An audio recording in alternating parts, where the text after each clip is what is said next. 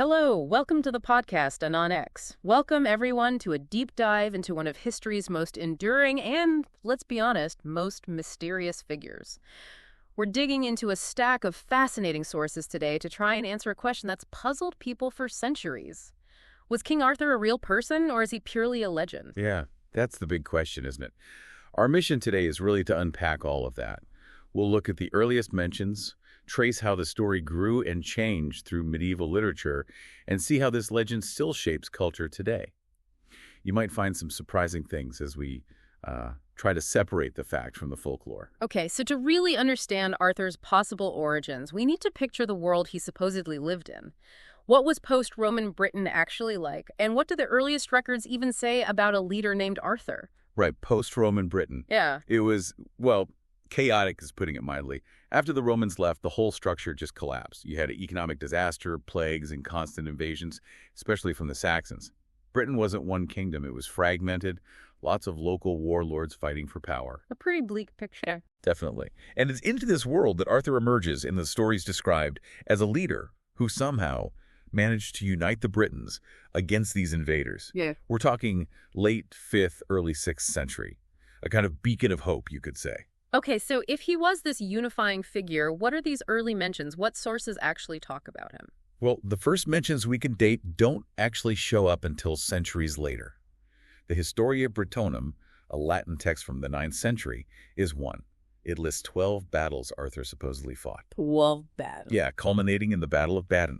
And get this, it claims he single-handedly killed 960 men there. 960. Okay, that sounds a bit much. Exactly. Highly legendary, right. Then there's the Annals Cambria, the Welsh Annals, also 9th century. We mentioned Badon too, and the Battle of Camelot, where Arthur and Mordred supposedly died. But, and this is crucial, these are written about 300 years after Arthur supposedly lived. 3 centuries later, that's a long time for stories to change. Very long time. It's like trying to write a precise biography based on folklore passed down for generations. And here's where it gets really interesting, maybe even problematic for the real Arthur idea. Contemporary sources, people writing during or soon after his supposed time, they don't mention him at all. That's the biggest silence, really. Take Gildas. He wrote De Excidio e Conquestu Britannia in the 6th century, so within living memory of the Battle of Badon. He talks about the battle, calls it a major British victory. But no Arthur. No Arthur. He names the leader as Ambrosius Aurelianus. Arthur's also missing from the Anglo-Saxon Chronicle and from Bade's big history in the 8th century.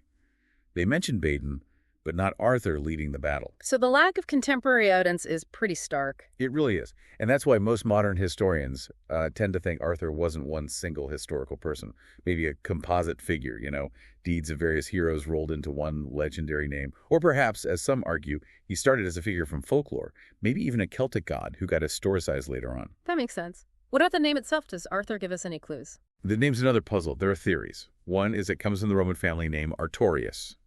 Could point to some Roman heritage or influence. Okay. Another idea is a Celtic root, maybe meaning something like bear man or warrior king. Gets the image, right? Yeah. And then there's a more poetic link to Arcturus, the guardian of the bear star, a leader among stars. We don't know for sure, but the name itself feels powerful. So, if the historical Arthur is, let's say, uncertain, how did we get the legend we know today? Camelot, Excalibur, the Round Table. Where did that Arthur come from? Now we get to the storytelling. Yeah. The legend really explodes internationally thanks to Geoffrey of Monmouth in the 12th century. His book, The Historia Regum Britanniae History of the Kings of Britain, was a sensation. Even though it wasn't exactly factual history? Not really, no. Even people back then thought he made a lot of it up. Mm. But Geoffrey presented Arthur as a real king, a great conqueror who built an empire. He gave us so many key elements. Uther Pendragon as Arthur's father, Merlin the magician, Guinevere, the sword Excalibur, though he called it Caliburnus. You're right, Caliburnus. The conception at Tintagel, the final battle with Mordred at Camelot, and Arthur being taken away to Avalon to heal. Geoffrey basically wrote the first blockbuster version of the Arthur story. He created the framework, and then others started building on it, particularly French writers. They changed the focus quite a bit, didn't they? Massively. Enter Chrétien de Troyes, also 12th century. He really invented the Arthurian romance. The focus shifts from Arthur the king to the adventures and crucially, the love lives of his knights. And this is where Lancelot comes in. Exactly. Chrétien introduces Lancelot and his passionate adulterous affair with Guinevere. He also brings in the Grail, though it wasn't specifically holy yet. And in these romances, Arthur himself often becomes a bit sidelined. The roi fainéant, the do-nothing king, still respected, but the action, the drama, it's all with the knights. Okay, let's talk about that Lancelot-Guinevere affair. You said Chrétien introduced it. How was it seen back then? Because to us, it sounds like betrayal, pure and simple. But courtly love, that was different. Very different. In Chrétien's telling, and in the context of courtly love, which was super popular in France then, their affair wasn't necessarily seen as wrong. It was this secret, intense, beautiful thing. Courtly love had these interesting roots, maybe even links to Islamic and Arabic ideas about love. Really? Yeah, it emphasized love for love's sake, not for marriage or duty. The knight would exalt his chosen lady, almost worship her. And this love was seen as ennobling, loving Guinevere. Guinevere actually made Lancelot a better, more virtuous knight in this specific cultural context. It was often about desire that could never be truly fulfilled, too. So Sure. Lancelot's devotion to Guinevere highlighted his chivalry and passion, not necessarily his disloyalty to Arthur, at least initially. That's fascinating, a completely different way of looking at relationships. And this story kept evolving. What about Merlin and the Grail? They became more Christianized, right? They did. Robert de Boron, writing in the early 13th century, really dug into Merlin's origins. He gave Merlin this demonic parentage, which explained his knowledge of the past. But crucially, God gave him the gift of prophecy. So he's this mix of dark and divine. And the sword and the stone. That's de Boron, too. He adds the story of Arthur pulling the sword Excalibur in his version from an anvil on a stone, proving he's the rightful king. It's such an iconic image. Merlin's story, though, often ends tragically trapped by Nimue or Vivian, depending on the version, And the Grail, it started as just a mysterious object. and became the Holy Grail. This really happens in the big French prose cycles, like the Vulgate cycle, also from the 13th century. Think of it like a massive interconnected series. They developed the Grail quest fully, and they introduced Galahad, Lancelot's son. Lancelot's illegitimate son, yes. And Galahad is pure, sinless. He's the one destined to achieve the Grail, precisely because he's pure. This throws Lancelot's affair with Guinevere into a much harsher light. By this time, it's definitely seen as adultery, a flaw that prevents Lancelot, despite being the greatest knight, from finding the Grail himself. So the story's morality is shifting. What about Morgan Le Fay? Arthur's sister or half-sister. Her role changes dramatically too, doesn't it? Oh, absolutely. In Geoffrey's early version, she's benevolent, a healer in Avalon. Chrétien makes her Arthur's sister, maybe a bit of a rival to Guinevere. But the Vulgate cycle really complicates her. She becomes Arthur's older half-sister, forced into a marriage she hates, learns magic, and then turns against Arthur and Guinevere, partly out of revenge after Guinevere exposes one of her affairs. So she becomes a villain. A major antagonist, yes. A powerful, scheming sorceress. But interestingly, even in the Vulgate, she sometimes gets a kind of redemption. In some versions, she's one of the queens who takes the dying Arthur to Avalon. So she's complex, victim, villain, maybe ultimately still family. Her story really reflects changing medieval ideas about women, power, and magic. It sounds like there were so many different versions, so many threads. How did it all come together into the story most people recognize? The key figure there is Sir Thomas Malory, late 15th century. His work, Le Morte d'Arthur, printed by William Caxton, was one of the first books printed in English. Malory took all these sprawling French romances, especially the Vulgate cycle, and synthesized them, shaped them into a more coherent, single narrative in English. So he curated the greatest hits. Kinda, yeah. He edited, rearranged, sometimes simplified. His version became the standard English version for hundreds of years. It's Malory's Arthur, Lancelot, Guinevere, Merlin that really forms the basis for most later retellings we know. Okay, so Malory solidifies the legend, but then after the Middle Ages, Arthur kind of fades for a bit and then makes a huge comeback. He does fade a bit during the Renaissance and Enlightenment, yeah.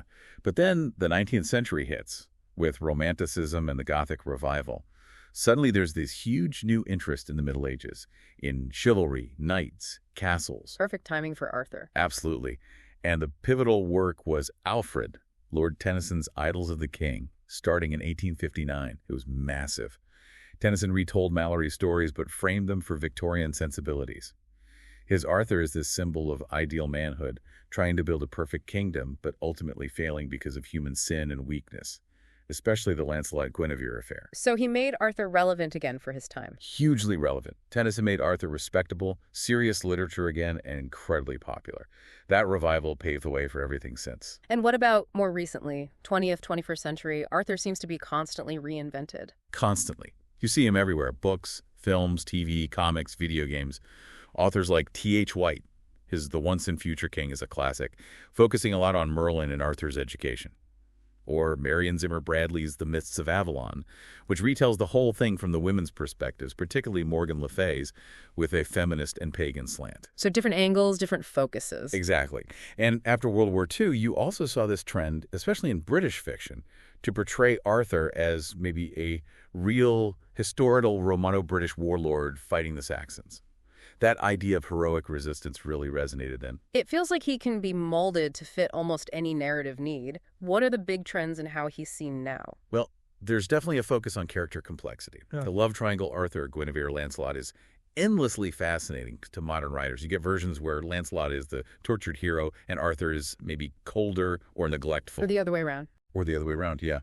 Arthur is the good king betrayed. And Mordred.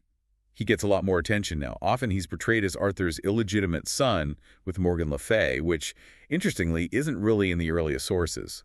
That twist makes Arthur more morally gray and makes Mordred potentially more sympathetic, not just the pure villain. So Arthur becomes a vehicle for exploring complex morality, betrayal, destiny. Precisely.